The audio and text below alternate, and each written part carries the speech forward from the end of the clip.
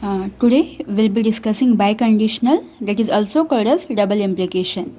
Now in previous videos we had discussed conditional and that is implication.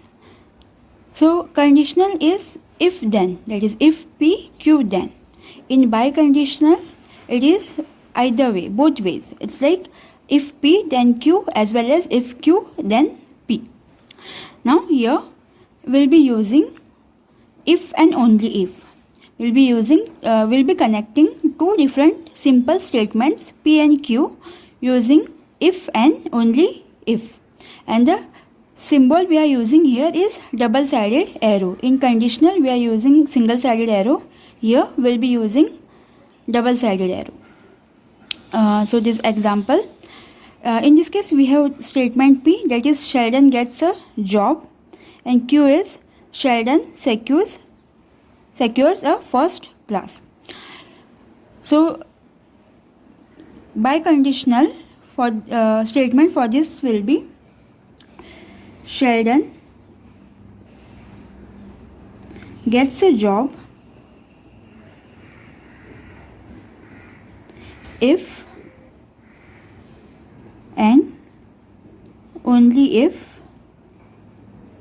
he secures first class. So we are forming a compound statement using if and only if. Now this is both ways, like if Sheldon is going to get job if he secures first class, and if he is securing first class then he is going to get a job. So it's both ways. So let's look at the truth table for this. Let's assume that both the statements are true. So what we are assuming is Sheldon gets a job is also true, and Sheldon secures first class is also true. And what we are saying is Sheldon gets a job if and only if he secures first class. So that is also going to be a true statement because both the statements are true. Now in second case we are assuming that first one is true and second one is false. What we are assuming is Sheldon gets a job is true, but Sheldon secures first class is false. And what we are saying is Sheldon gets a job if and only if he secures first class. So he is going to get a job only if he secures first class. But since we are assuming that Sheldon secures a first class is false, so the entire statement is going to be false, since we are saying that he is going to get job only if he secures first class. Okay. Now third case we are assuming that P is false and Q is true.